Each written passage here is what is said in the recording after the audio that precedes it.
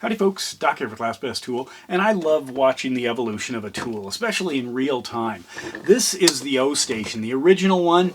Actually, it was never for sale, this version.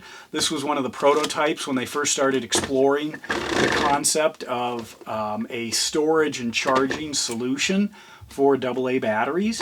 I was in on the product testing at the very beginning. So then this came out, the Ostation X, and this is the one that people could buy. And it is a significant upgrade from the original prototype. You could see all kinds of changes. So they were fast to address our thoughts as testers, but also the needs of the end user. And then, since this was a AA, the question was, where's the AAA? Well, right here. And then, of course, people thought, well, why can't you make just one unit that can do it all? Well, guess what? They have, and this is it. This is the Ostation 2 Pro. So let's take a closer look at it. What we've got is essentially a dual unit. It has two lids, one for AA's, one for AAA's. And then they're independent mechanisms that come down into these drawers that you can see are marked for AAA and AA. The drawers, all the little details, if you've been around, this was kind of like a toothpick dispenser at a restaurant. It would pop out one, maybe two at a time. This serves up two at a time. You just push them to get them out, just like that. Go in for more if there's a whole bunch. The way you put the batteries in doesn't matter, as long as you put the right ones in the right size. Just drop them in. It automatically figures it out. If there's a problem or you put a battery that isn't rechargeable in it, they pop out, whoops, in this tray right here. And then if you think maybe they should have charged, you just dump them back in. If not, be done with it. So let's take a look at what this thing looks like with the power on. Rather than a little glowing circle, this now has an OLED display. Right there. It's going to give me the charging status of the things that are already in there. We'll give it a second to figure out what's happening inside there. The technology, the brain. While we're waiting, let me show you this feature. Drop down this little panel, and I've got two charging ports for Olight flashlights. So now they're charging. You can see there's a little red light there and a little red light there as these both charge. So in the earlier versions, they had a dual USB, so you could also get USB or USB-C out to continue your flashlight charging if you wanted. But in this case, we've got a little panel, so that's more forethought. So this thing's thinking, what's going on? On this display, I do have some choices. I can turn this thing off, so I don't have to pull the cord, and that's what we used to do with these when we were done, because otherwise it just kind of checks on itself. I do have the settings, so I can connect it to a phone if I want, to the app.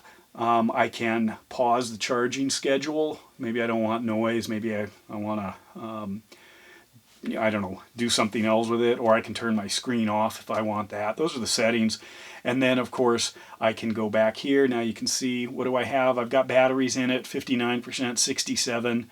They're all nickel metal hydride batteries, and they are 79 and 62% on the far side. So this is what's going on. They just started up, so there's no timer running, or the timer's just started. I have a ton of information, and sometimes on the old ones you kind of wondered.